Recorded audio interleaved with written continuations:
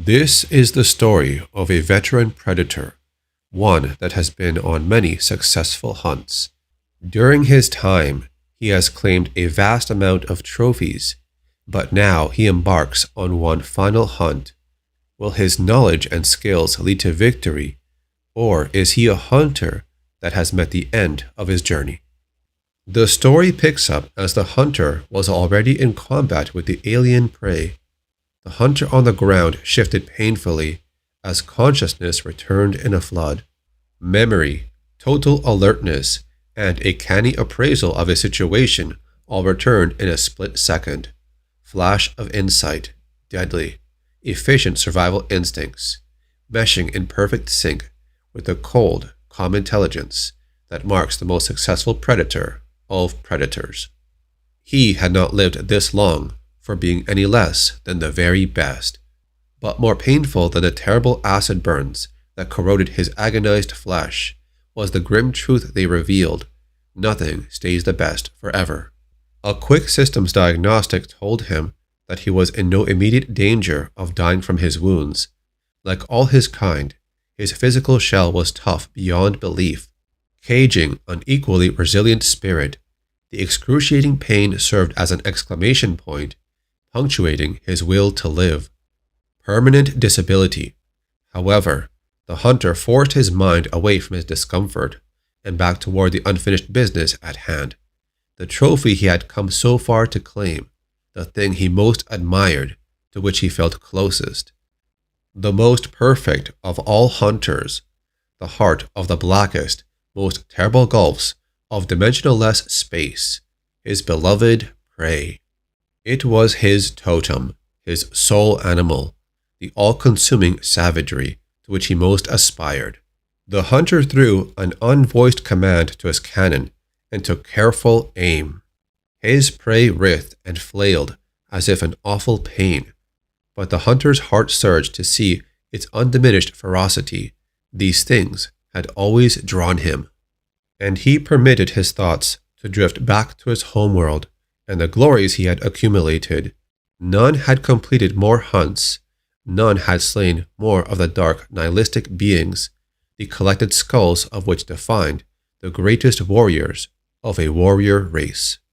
He studied them, he tried to think like them, he knew them better than any other, and so became the master, with the laurels of an entire world laid before him.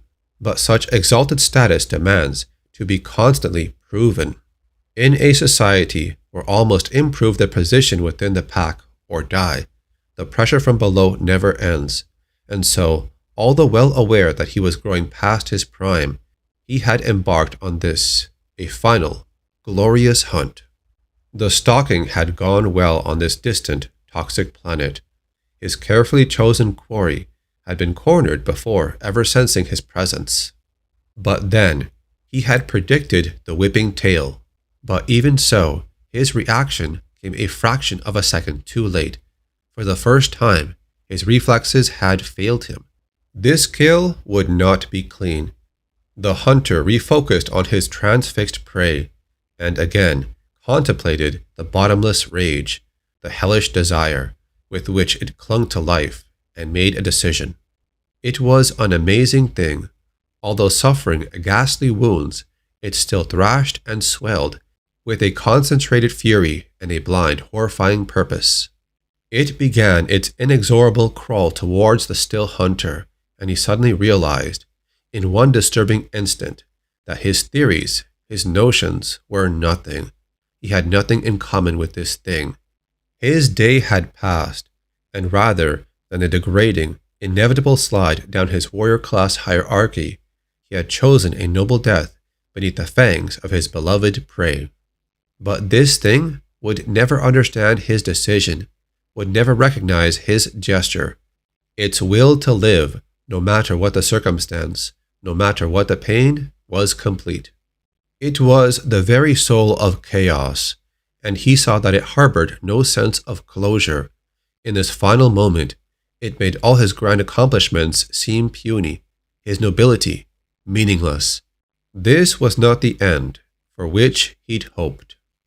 And that is the end of the story Aliens vs. Predator, chained to life and death. The end. The Predator story in AVP Extinction takes place on the planet LV-742. Many planets were surveyed, and your clan has chosen this one as a rich hunting ground. The alien population is growing since the arrival of humans. It's also home to a formidable beast, the legendary Grotee. Your clan has petitioned the Governing Council of Ancients, and you were granted exclusive hunting rights to this planet. With a vast amount of aliens and human warriors, they expect this to be a great hunt with many trophies to collect. A few clan members arrive early and start preparing the first hunt, as many more will be arriving soon. They would encounter a few humans in this area, but their main task for now is to collect 20 alien skulls.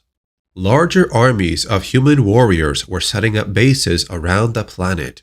Your clan remains hidden until the next hunt for human trophies, even though the skulls of weaker warriors are not highly valued. In large numbers, even the weakest of humans can be dangerous to a single clan member. Your greatest honor and respect from your clan will be from dominating the most dangerous human warriors. During the next level, your side mission would be to collect 30 human skulls. Your clan marches forward, destroying every enemy that comes before you, and your main focus will be to hunt down the warrior called the Smart Gunner and claim 5 skulls from that type of enemy. You'll encounter other humans along the way, which put up some resistance, but they are no match for the strength of your clan. All humans before you shall fall. As your clan achieves great success and honor, the clan moves towards the most dangerous hunting grounds and into the lair of the Grotee.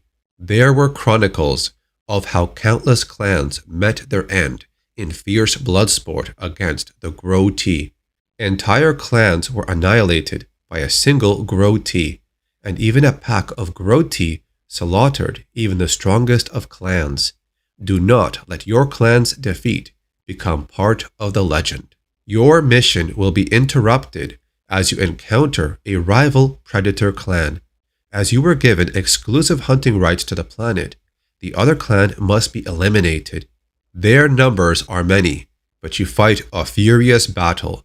You defeat the rival clan along with the leader. Your mission now is to enter the lair of this brutal creature. Slay as many as you can.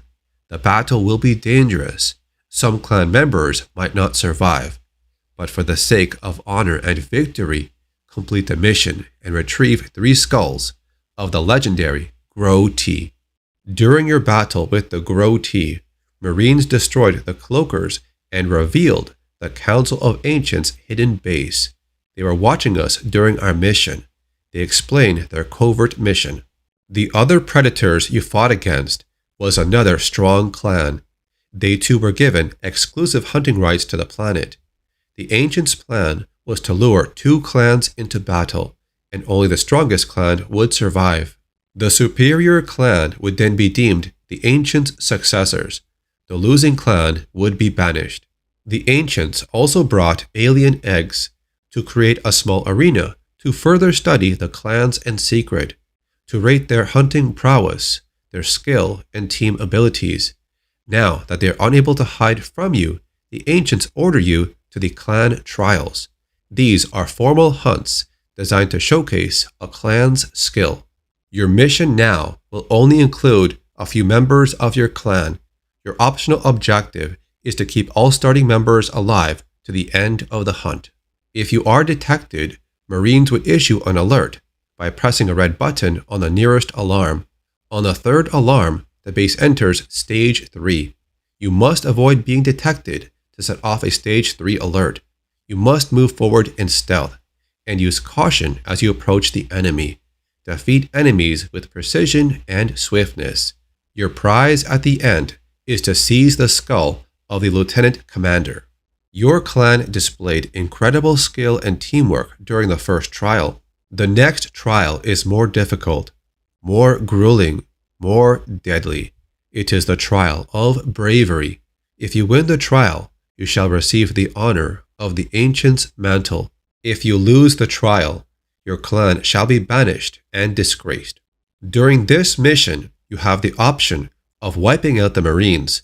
They will have incredible firepower and numbers, but for the sake of honor, you venture on and defeat them all. Your main objective during this trial is to enter an alien hive filled with countless aliens inside, ready to swarm you and tear you apart. This task will test your skills to the limit. Use every weapon, every strategy, search the hive, confront the alien queen, defeat her, and claim her skull as a trophy. After you claimed the skull of the alien queen, the ancients judge your clan as superior and to be their eventual successors. But during your last trial, the humans would capture a member of the rival clan, and it's assumed human scientists are experimenting on his body. This predator allowed himself to be captured alive and did not fight to the death. The kidnapped coward is forever disgraced. According to predator law, cowards like this must be eliminated at the hand of a predator. Their law also says we must perform traditional torture ritual for the human leader responsible in capturing this predator. It is also said in predator culture that no outsider should claim technology or weapons that is wielded by a predator, and so your other objective is to retrieve the disgraced predator's equipment. You will need to infiltrate the human facility and to locate the disgraced predator that allowed himself to be captured without fighting to the death. Your final task in this level is to find Dr. Kadinsky. He is the one responsible for this atrocity against the predator race. He is to be transported to the ancient's ship for the retribution torture ritual. Therefore, he must be captured alive. Even though he was captured by your clan, Dr. Kadinsky conducted experiments with the captured predator. He would merge the alien life cycle with the DNA of the predator to create something impossible, a pred-alien queen. The predator bloodline has now been tainted. This beast destroys the integrity of the predator race. It is an abomination. It's even despised by the Council of Ancients. The contaminated hive must be cleansed with a ritualistic purification. The ancient would send a sacrificial associate, the ancient who is the keeper of the nuclear device. The side mission for this level is to complete it without using two specific units, the Hydra and the Blazers. Dr. Kadinsky created a creature that is a combination of alien and predator DNA. Your main objective is to eliminate all aliens, locate the pred-alien queen, destroy this atrocity. After it is defeated, retrieve the skull of this abomination and place it in the shrine. The ancient is the one that carries the nuke. He must survive the hunt. When all aliens are defeated, then all the clan members must exit this area to a safe location. The ancient will place the nuke in a specific spot within the hive and destroy this area. The ancient only appears in this level, but it's also part of the ritual where it would give its own life to purify the bloodline of the predator species. I'm done for, and in a way I never expected. Charon 13 is a desolate rim world in a forgotten system.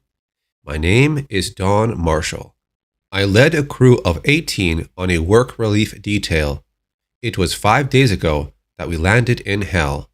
Aliens handed me a death sentence, but I've never been a quitter. I found another one Kenner, done up like Marshall.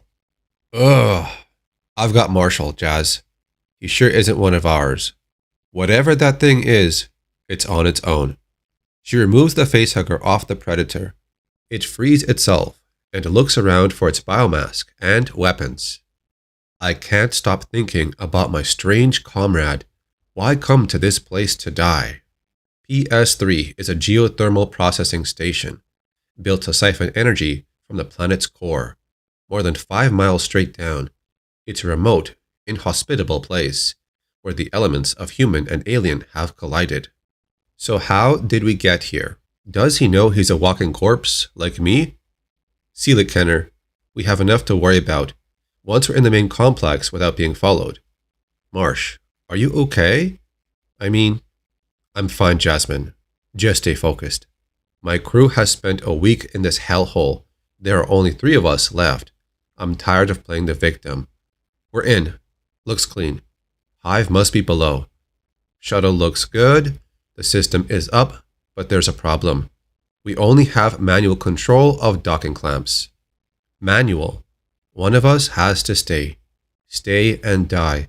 Here in the perpetual glow of the pit, where the night and day have no meaning. The intense heat and pressure turn the air to jelly. As the Predator is armed with weapons, he is ready for battle. He makes his way through the facility, but up above, the aliens are watching him. Here, the aliens thrive. Maybe it's what makes them fierce, or just crazy.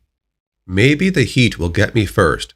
As for the living, we all know what you pulled off my face, what it means. So go both of you and the company. Tell them it all went to hell. This Predator would later make contact with a queen alien. This might be his final battle. I feel more than the mere explosions below, than something else. Get out of the... No! Stop! The shuttle was infested. Their last hope. Gone. I think I'm all alone. But the station shakes again. My comrade. Perhaps he came for sport. Drawn in by our distress beacon. The Predator can feel pain from within his chest. His time will come soon. He falls to his knees as aliens begin to get closer. But he was simply overwhelmed. Now he's paid the price. The Predator is then saved for a moment by Marshall, who showed up to help him, even though they were both doomed. Life's funny. How can 2 such different beings share the same path? What's it all about? In his last moment, the Predator makes one final attack on the Queen alien. He leaps down, impaling the spear into the Queen's head. As both of them fall down to their end, the station also collapses. Vindication. Vengeance. A good death. My crew, my friends, all dead. I light the pyre. Bracing struts crumble, and the station falls. An alien stirs inside me. Too late. This ends here with me. The end. And that is the end of the story, Aliens vs. Predator Hell Bent, released in July of 1999 by Dark Horse Comics. The story shows us that even though they were both doomed, the Predator chose to go out fighting until the very end. And as for Marshall, she made a choice similar to Ripley in Alien 3. The Charon 13 RimWorld also has the same name as the Charon base in Aliens Rogue. I know you ain't gonna believe this story, but sure as your granddaddy's sitting here, it's God's truth. This took place in the Everglades, back in August of 26. You learn all about the Everglades in school, right? They's bigger than the whole state of Delaware, or something like that. Anyhow, I already told you about the Big Cypress Penitentiary, how I spent 3 years there, and why. Well, let me just tell you the story. Oh, please, Lord, please, don't let them catch me. Don't send me back there. I'll die if I have to go back. I just knows I will. Just 'cause a man makes one mistake, does he have to pay for it the rest of his life? And behind him, he sees other men searching for him, as a predator watches from above. The man is a known convict, and 3 guards are searching for him. He starts to panic and runs into the Everglades, as the predator watches his every move. I'm just saying that as hunting goes, there ain't much sport in it. I mean, us with dogs and guns, and him being unarmed and all. This ain't no game, Sherman. He's eluded us for nearly 3 hours. Geez, what in the hell's wrong with you guys? Aw, that's just dandy. What's going on? Not sure, but they probably smelled something that spooked them. Maybe a gator. Dang, wonder those hounds can smell anything with all this marsh gas. Whatever it is, I'll get him back. You guys go ahead. I'll catch up to you in a little bit. Phew, smells like something died. Buddy, Chuck, come on, fellows. Where are you hiding? Damn, it's even hotter than it was in 23. And it got over 95 regular that summer. Chucky, buddy boy, come to Papa. After the dogs take off and run away, the predator watches and waits. It jumps down and grabs one man. We can't wait all night for those dogs. Guess we'll have to split up. You take that side, and I'll go up here. This ought to make things a bit more interesting.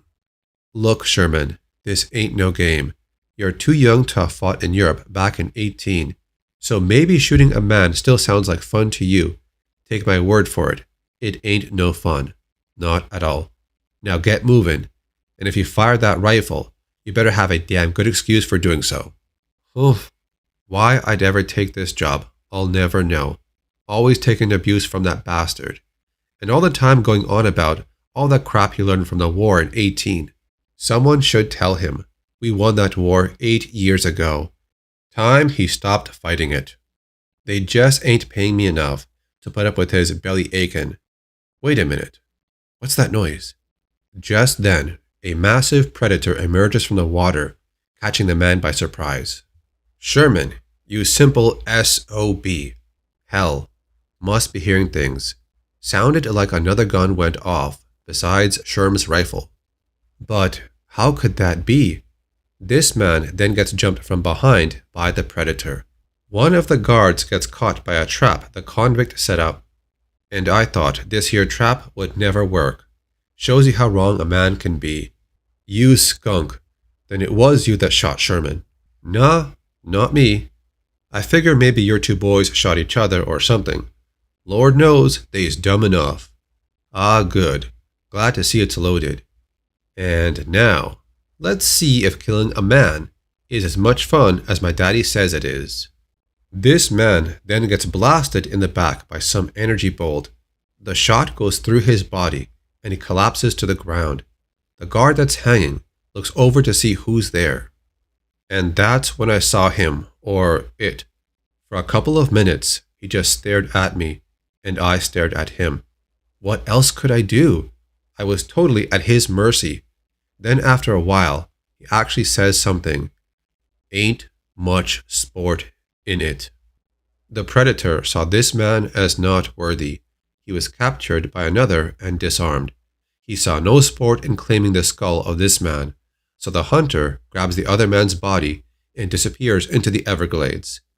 Took me a while, but when I got loose of that snare, I hightailed it out of there without even looking back. The next day, I quit that job. No one believed me then, and I don't expect you to believe me now. But it's God's truth. The end. And that is the end of the story, Predator, God's Truth, released in 1990 by Dark Horse Comics. This story was one of the very few that was never reprinted in color, and it remains in black and white. So after Hawkins was attacked by the Predator, his gear and other items were taken off, his clothing was removed, and his body was left to hang up in the trees. Dutch and his team would sweep the jungle, looking for Hawkins, but they never found the body. I was going through the pages of Predator, the original year's omnibus, and I found something that tells a different story. There's a section that covers the making of the movie Predator. They go over things about the story and creating the look of the Predator. They also have an early design by Alan Monroe, both with a mask and another without the mask.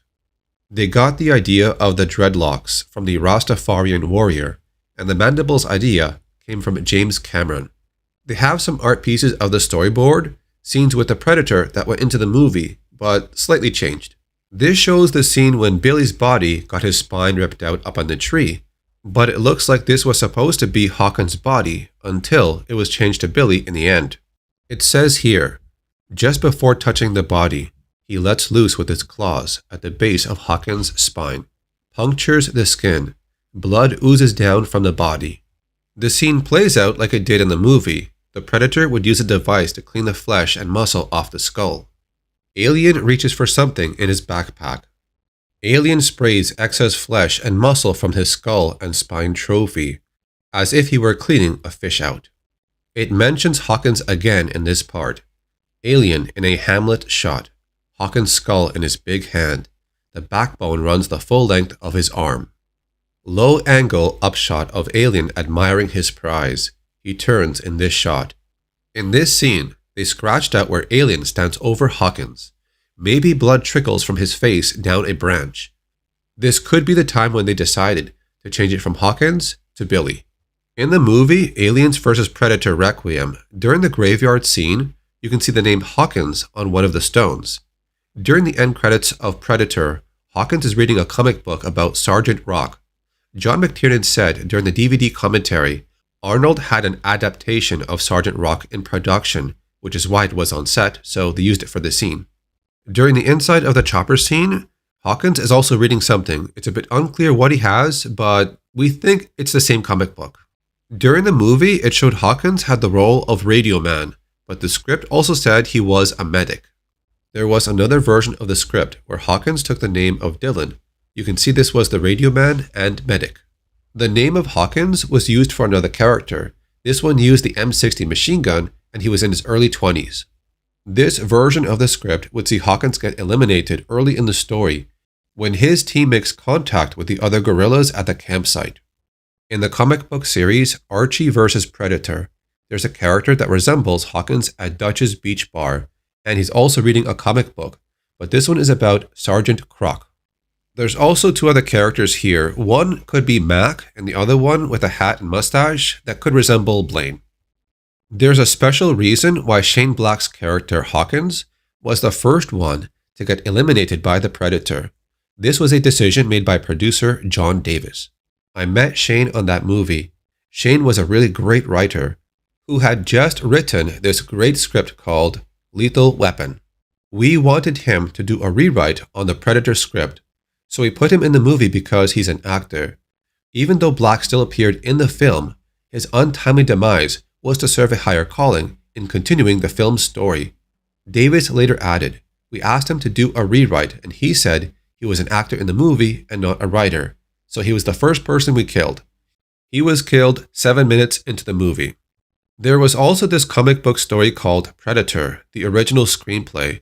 It was going to be 5 issues, and this would have been adapted from the 1984 screenplay by James E. Thomas and John C. Thomas, before it was finalized into Predator from 1987. So the visuals, creature, and characters were based on descriptions of that screenplay. The cover art for the issues were already drawn out and colored. But in the end, this project was cancelled because the license to print comics about the Predator had moved over to Marvel. They also had delays from the world issue back in 2020, and the comic book industry shut down, so this story will most likely never get completed or released. So that's it for the video and a couple of facts about Hawkins. This is the story of Predator, no beast so fierce. You all know why you've been brought here. Yes, Mrs. Trask, but we'd like to hear it from you, please. Of course, my word is my bond, just as it was my husband's. We all knew Captain Trask, ma'am. It was a great loss. The time for sentiment is past, gentlemen. For years, that murdering beast has roamed the jungle, with no one to stop him. But this time, he's gone too far. I'll see this creature slain, just as my husband was slain. That's why I've called you all here. You'll receive $5,000 apiece, with an extra $50,000 to the man who kills it. Get a good night's sleep. We'll start tomorrow. A predator's leg is shown on screen, near the body of a small lizard. A few men would find the body of this lizard, but the body is now squished and broken apart. Good night, Mrs. Trask. I call you at 6 a.m., yes? Make it 5:30. I want to get an early start. Good night, Cyrus. She would then either hear or have a feeling that something or someone is nearby, something large and unnatural. She turns around, but does not see or hear anything. The men she hired for the job are then starting to get organized. The group ventures into the jungle and begins to search for the lion, but above them, they are being watched by the creatures of the jungle and the predator. This way, I've picked something up over here. Keep it down. The less in on the kill, the more the bonus. Where is he? Damn, if this thing's gone out. Holy! A predator jumps them from behind and begins to attack. The predator is so strong and skilled that it chokes one man by the throat. It throws another man to the ground, while his plasma caster targets on a third man. The shot lands on the man, blasting his head off. Somewhere else, the other men can hear shots, but the last one didn't sound like any guns he's ever heard. They know their jobs. Keep your mind on yours. Throw the smoke grenades. Get ready. The lion jumps out, baring its claws and teeth. The beast is unleashed upon the men.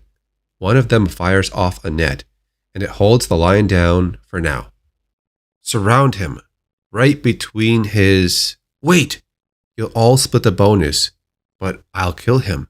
Why he's so head up all of a sudden? Mrs. Trask is in shock. She sees her men getting picked apart right in front of her eyes. The predator takes on 4 men at the same time, slashing 2 with its wrist blades, and the other 2 men get blasted with its plasma caster. One man gets jumped by the lion while it's still under the net, and Mrs. Trask aims her gun at the predator. Whatever you are, you won't stop me from... And then she steps over an anthill and falls over. And there she remains as the ants start to attack her body. The predator would look behind to see the lion still in the net. He sees this beast as a powerful opponent, a trophy he must collect. He removes his biomask and cuts the net. The 2 of them stare at each other, growling and ready to fight. This will truly be a fierce battle between 2 of the top predators on the planet. The last image we see is the lion jumping on the predator. 2 fierce creatures battle for supremacy, but the winner is not shown. We are left to speculate which one walked out alive. No beast so fierce, but knows some touch of pity, but I know none, and therefore am no beast. And that is the end of the story, Predator, No Beast So Fierce. This was released in 1997 by Dark Horse Comics, another story that was never reprinted in color and still remains in black and white. So who do you think won the battle, the predator or the lion? Put your answer in the comments. Our story begins within a complex in the Nevada desert. It's a location where they conduct experiments and tests. A man is seen running inside an enclosed area. It's got changes to the atmosphere, which are meant to accommodate something else. But on a human, these effects can lead to choking and respiratory trauma. They have cameras set up around this area. They track the man's movements, and up on a tree, there's a predator. It's watching, planning when to attack. This hunter would leap down and swipe at the human in front of him.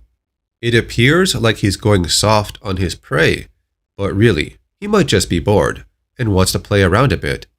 The man would lean against the window, pleading for help, but everyone inside just watches and waits. And shortly after, the predator shows up and takes down his prey, which also appeared to be unarmed. After this, the science team would maintain normal surveillance on the creature. This demonstration was arranged for someone named Mr. Falconer, and despite the outcome, there were still some security concerns about this operation.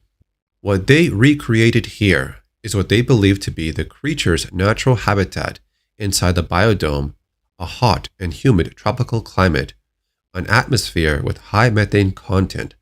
They believe this creature is part of a predatory species. They think it lives to hunt. They first tried providing it with livestock, but it was not enough.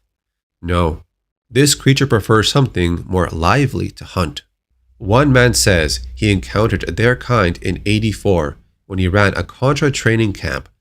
His entire commando team was wiped out by just one of these creatures. In over 30 documented encounters, nobody has ever captured one alive until now. They were able to capture one before it utilized its last line of defense. They severed its arm, which contained the self-destruct device. It appears to be inactive, but they suspect any attempt to disassemble it may set it off. Their technology is astounding, but the lead scientist here is not really interested in the hardware.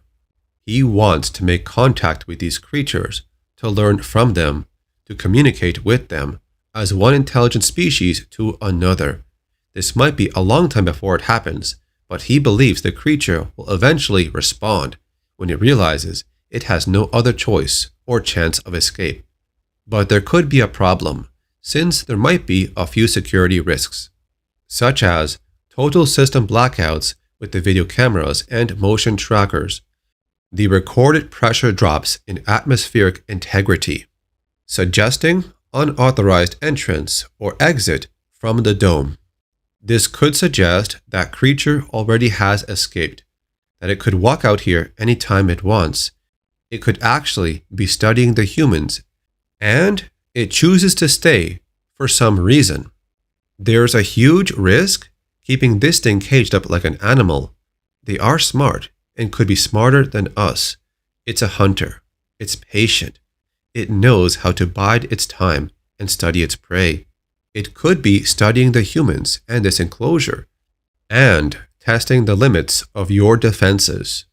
If Mr. Stern plays around too much, this whole operation could be ruined in some way. And suddenly, they get another systems crash, 50% blackout on all surveillance ops inside the dome. Bioimplant monitors are offline. When the biomonitors come back online, it's reading flatlines across the board. Pulse, respiration, and heartbeat are all reading nil. A security team is then assembled. They can only use non-lethal weapons, like tasers and stun prods. They cannot use sidearms in a pressurized environment. And also, they need to consider the dollar value of keeping the specimen alive. The colonel would advise them on waiting until the monitors are back online, as they don't know what his men are walking into. The creature could be playing possum, but if they wait, they might not have time to revive the body, but still, they are sent in. When the team finds the body, it's reading a flatline, but just then, they get a heartbeat. It's still alive. The team is told to get out right away. The specimen bioreadings are off the scale. It is very much alive. It rises from the water and attacks one man. Then it throws a spear-like object to another man. The others would then set their taser units to full charge. They have orders to pacify the creature. They aim at the creature, but end up tasing one of their members. Palliser pulls out a firearm, aims at the creature, but is told not to fire. Palliser ignores that command and fires anyways, resulting in an explosion, taking out multiple soldiers with him. Koenig is told to use a dart gun. There's enough toxin in those darts to bring down even that thing, but before he can use it, the creature attacks him. The colonel would call in for reinforcements. A special forces unit is already on the way. He tries to take control of the situation. He says Mr. Stern was allowed to have this operation, only for them to see how far Stern would take it. Mr. Stern would not allow anyone to stop his scientific work, not after they achieved so much. He smashes the canister over the colonel's head and pulls out the severed hand. From there, Mr. Stern would attempt at fixing up this big mess, but he's got to move fast, as the Special Forces unit will arrive in 12 minutes. Mr. Stern would locate Sherman, who remained at his post, despite everything that happened. Sherman tells him the specimen is back in the dome. He is relieved of duty as Mr. Stern takes over from here, and he gets rid of Sherman. As the choppers get closer, they lose contact with their agent on the ground and assume the LZ is hot. It's now a free fire zone. Anything still living down there must be a viable and hostile target.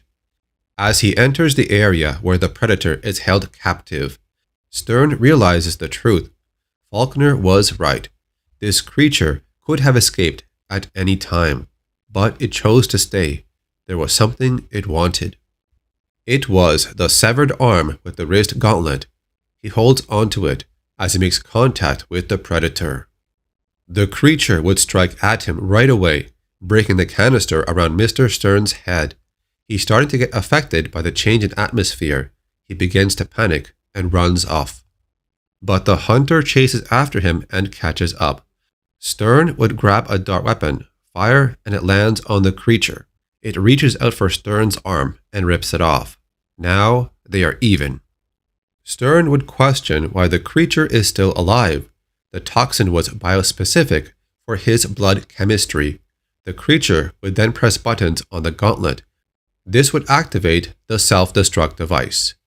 The last thing it says is mimicking what Stern said earlier. "Know you've won. Come and get your prize."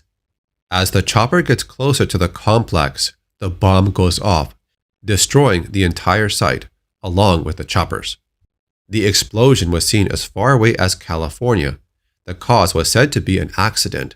The complex was owned by the Stern Industries. There were no survivors, and Tyler Stern is believed to have been amongst the many casualties. A government investigation would look into the cause of the accident.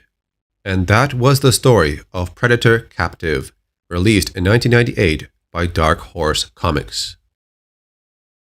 This is the story of Predator Blood Feud. Here we meet Juta Tanaka, a blind man who teaches martial arts, and his girlfriend Elaine. He's been thinking about a procedure that would help him see, but not like other people. This device would work with heat images like infrared. He is briefly attacked by a bunch of men outside, but he quickly gets rid of them and they run away.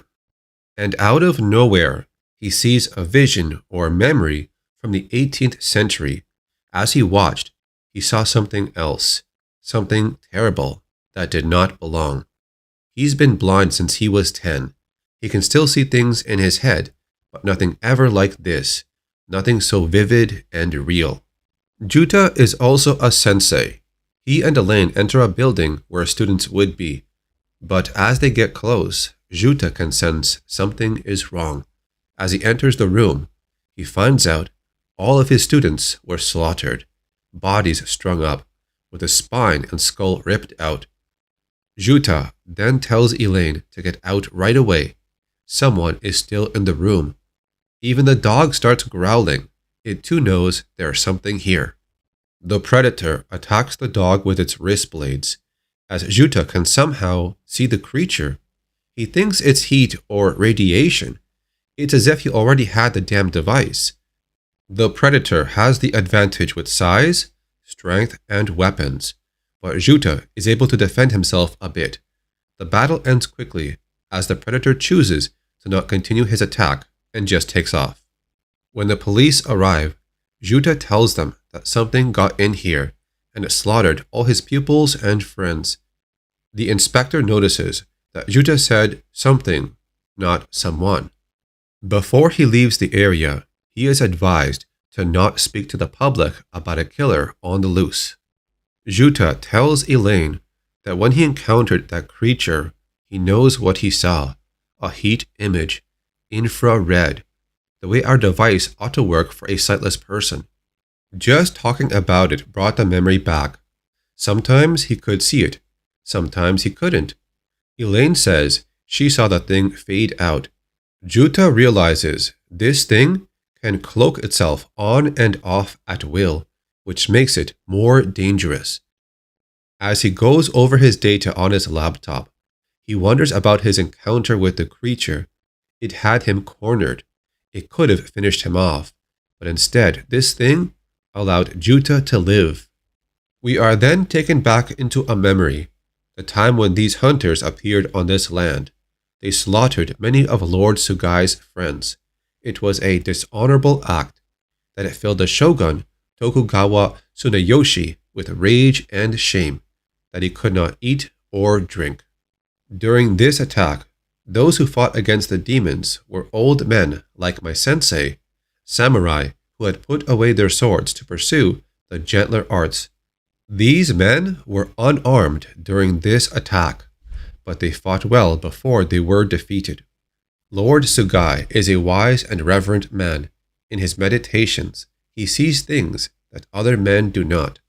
He has peered into the demons' dark hearts, and he has seen they are hunters and not truly warriors at all. But still, they have a kind of honor of their own. Lord Sugai has seen one demon condemn another of his kind. He only sensed great courage in the old samurai, but they failed to see that these old men had long put their weapons aside. All of this was told to the great shogun, Tokugawa Tsuneyoshi. The shogun sent his army against the demons. There was a great war and a terrible battle, and when it was done, nearly 1,000 men had fallen. Many of those who survived could not live with their shame. Lord Sugai was in the shogun's presence after the massacre of the plains. He has told me what occurred. The shogun will not send his army out again. Instead, he will choose one champion from among his samurai and send him to challenge a single demon in the field. The shogun's words were in my mind when it happened. I was there in the courtyard, under the morning sun. The words I spoke did not come from me at all. I must do it. I told my master. I must fight the demon. Lord Sugai was certain I had lost my senses. Juta was not a samurai. He was blind and not suitable to fight. These things were true, but still, Juta wanted to fight. One of the demons would then appear and attack them, as it held Lord Sugai by the throat. And then Juta awakens from his nightmare. He says the visions he had of the other Juta, it felt like he was back there and saw everything. The people, Lord Sugai, the shogun, and the creatures that slaughtered everyone. He was the one who had to face the demon. Juta then remembers where it all took place. He tells Elaine to get in the car and drive north toward Nikko. They arrive at a specific location with a pile of rocks. It was one of the shogun's summer palaces.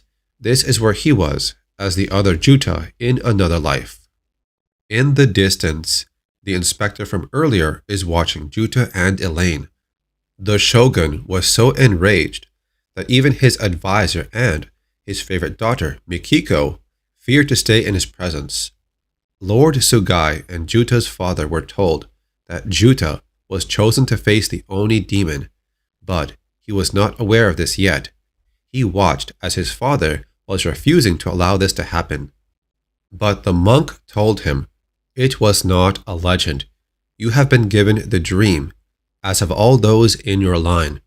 His father offered himself, but he was not the chosen one. Juta's father was full of anguish and pain, knowing they would send his son out there alone to fight the demon. Juta learned that losing his vision was not an accident.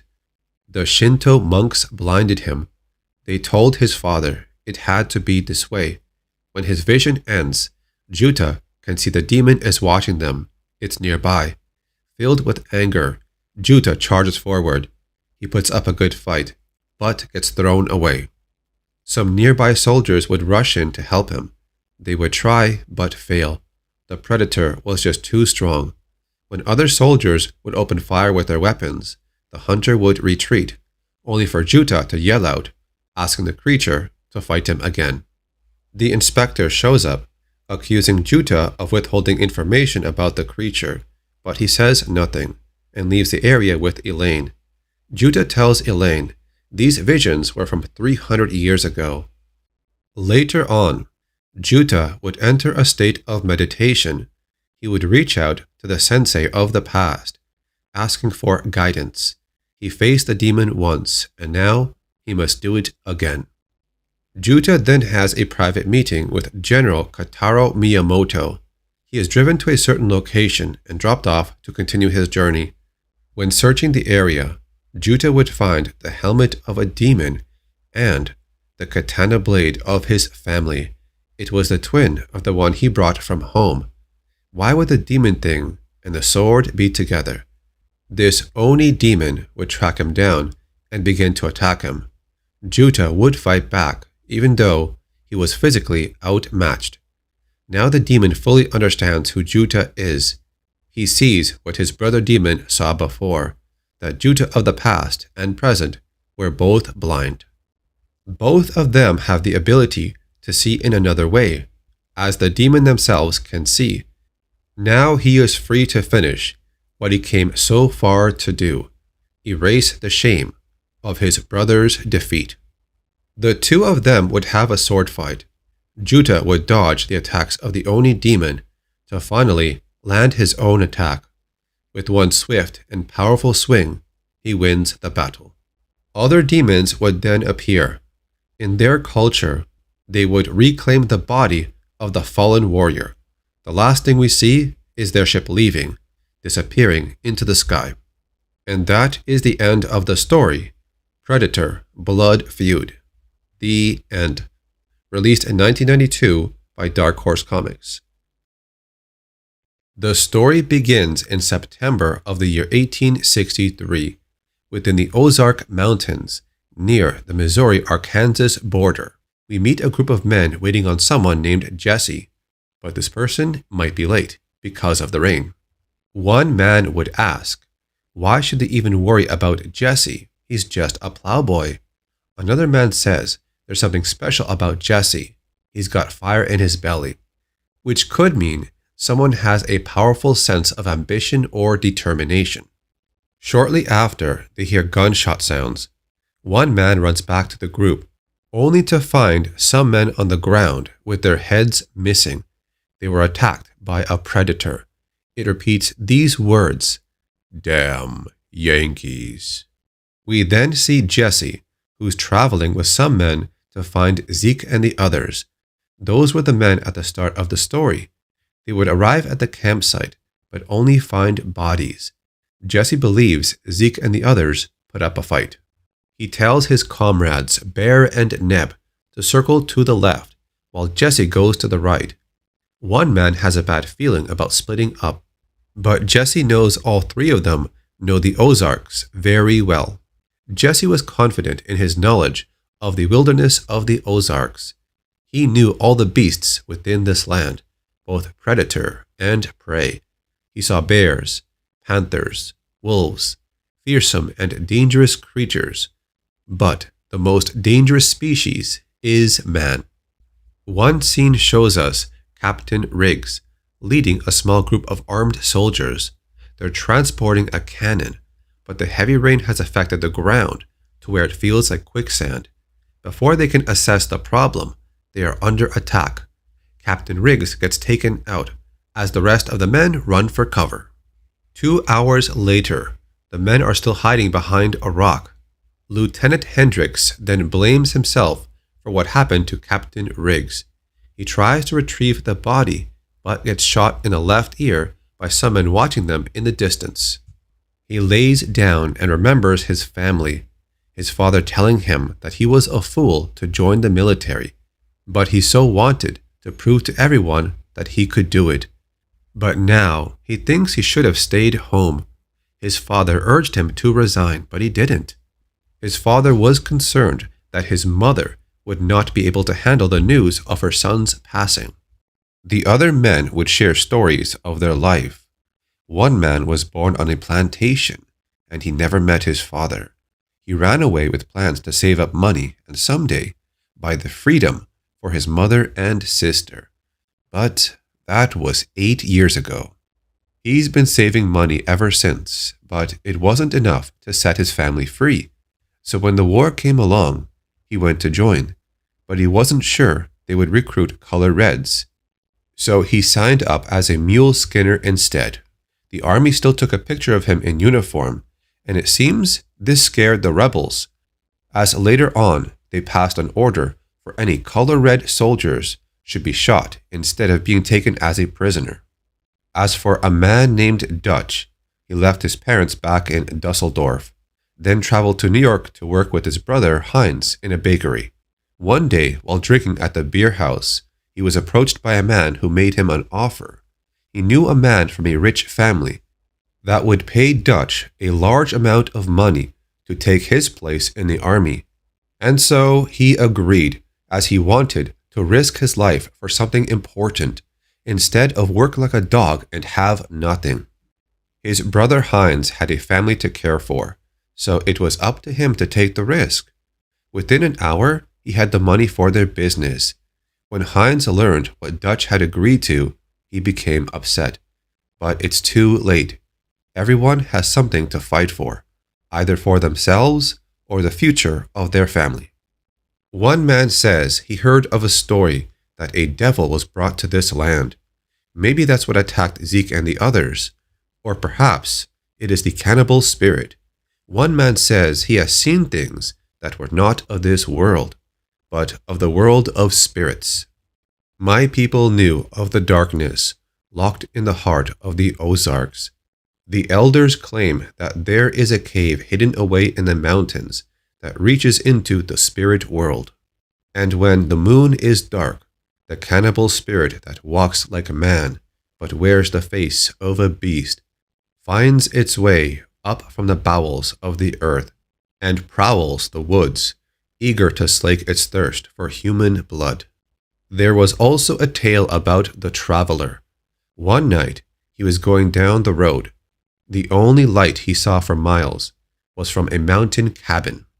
He knocked on the door and the family opened it. He was dressed in all black and was mistaken for a preacher. He said he was lost, cold and hungry, asking if he could warm up by their fire. He was invited inside and allowed to eat with them.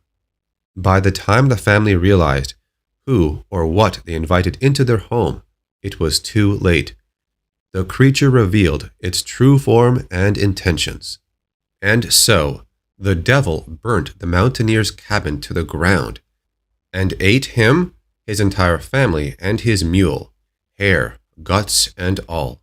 And ever since then, folks keep clear of the woods on moonless nights for fear of meeting hell come a-walkin'. One of the men then goes to see if it can find a way to free the cannon from the mud. Jesse should not be off alone. The Yankees could be waiting for them to move around. We then see the hunter appear by the cannon. As Jesse reaches the location of the cannon, the predator turns around to face him. Jesse sees this large creature before him. He runs off to tell the others. He meets up with the other men, telling them he's seen it. He saw what's hunting them like possums on a bright night, and it sure ain't a Yankee. They would meet up with the soldiers that were hiding from them earlier, and carrying a truce flag, they try to make a deal. These men want to team up with the soldiers because what they saw in the woods was no man. It took down their friends and took the heads. Whatever is out there, it's a lot worse than fighting each other. The predator tracks them down and opens fire. It takes down one of the men with a single shot. The hunter appears before them. It fires its weapon. As the men shoot back with their rifles, a firefight ensues between the two sides, and then silence. But they have a feeling what they just saw is still out there. The story shifts back to Clay County, Missouri, May of 1863. A group of Yankees would arrive at a home. They ask Jesse where his brother Frank is, but he does not tell them. So the men beat Jesse over and over. He would wait until he can hear them take off on their horses. He gets up and makes his way back home. As he arrives home, he finds that the Yankees have been to his home also. They tried to get Papa to tell them where Frank was, but he refused, so they hung him up and left him there. But thankfully, Jesse got there in time to save him. Jesse will vow to make the Yankees pay for this attack. He'll see it to himself. He hops on a horse and takes off. The story then goes back to September 1863. The group of men have set up camp, and talking about what they saw earlier, they don't know what the creature was, but it's clearly armed. All of them need to work together if they want to survive. And also, they were finally able to free the cannon from the mud. The men decide to split up, hoping to lure it back to the clearing, but as they go separate ways, One man is stopped in his tracks by Neb, aiming his gun towards him. The Yankee falls to the ground as the other man fires, taking down the bear behind him. The creature appears behind Neb and rips his head off quickly as the other man fires back with his rifle. Other men would show up and fire at the creature. As the previous man backs off, the creature then just disappears and the men run off. One of them says this creature can turn invisible. Back at the cannon, they realize the fuses are wet, so they won't be able to fire it more than once. They just better make sure they hit the creature with it. When the creature tracks down the humans, at first it stays back. It knows a trap when it sees one. But one man decides to sacrifice himself. Hendricks approaches the creature, sword in hand. He starts an attack. But his arm gets caught by the hunter. He then orders the others to fire the cannon while they still can. The blast hits them both. All we see is an explosion and smoke filling the air. The men wait for it to clear to see what happened. As the dust and smoke clears, the image of the creature is visible. It is still alive. One man would call out to the creature, saying that Lieutenant Hendricks was a good man, and he was proud to serve under him. He fires his pistol, hitting the creature, but also serving as a distraction. Meanwhile, another man sneaks up behind the creature, ramming a spear through its back and out its chest. As the creature lays there in pain, it pulls off its mask to reveal its true face to the men standing over it. One man pulls out a pistol and shoots the creature. It's over. After they killed the devil, there wasn't much else to talk about, so they buried their dead, or what was left of them, in weary silence. The only sound greeting the dawn that bleak September morn was that of shovels turning earth. Jesse's brother Frank would then show up with his men. He would ask for Zeke and the others, but Jesse tells him they're all dead. Frank thinks Jesse also has a prisoner with him. Frank also says they have orders to shoot the runaway, but Jesse aims his rifle at Frank and says he cannot let them do that. Jesse was raised to honor his debts to anyone, and after what happened, he owed these Yankees his life. He stands up for them to not be harmed or taken prisoner. Frank and Jesse would ride a horse away from here and meet up with Shelby at the border. The other men would notice how much anger was inside Jesse. So young like that, it's so easy to lose yourself in rage and hate. But something tells me that no matter how long or how fiercely that boy fights, he's never going to be free of whatever devil is pursuing him. The end. And that was the story called Predator, Hell Come A-Walkin', released in 1998 by Dark Horse Comics. Hey, what's up everyone? We got some info about a sequel to Predators that was cancelled a long time ago. It has a few ideas that would have kept the story going on even further. Michael Finch was one of the screenwriters for Predators back in 2010, and this article on Sci-Fi tells us a bit of what could have happened with the sequel. One of the ideas they had to remove from the movie was the inclusion of a battle or big firefight, which took place in outer space. They had to rewrite portions of the story, remove that scene, and include Noland, played by Lawrence Fishburne. They also wanted to bring back Arnold Schwarzenegger to play the role as Dutch. It would be a part of a trilogy, and the final one would end in a visit to the Predator's planet of origin. The team really wanted to get Arnold back to make an MCU-style cameo right after Royce defeats the Super Predator in hand-to-hand combat. A ship lands, smoke comes out, Predators start walking out. You're entirely screwed. You don't have a chance. You're out of ammunition. You're bleeding. You've got a stick in your hand. These guys are coming out. The smoke clears. One of them pulls off his helmet, and it's Schwarzenegger. He's part of that clan now. By virtue of the fact that he had beaten this Predator in the first movie, he'd become very interesting to the Predators, and he had been taken and become one of them essentially. This didn't happen because Arnold was busy in politics, but Finch and Litvak still had plans for 2 more movies, the second of which was going to take place on a mothership orbiting the atmosphere above the game preserve.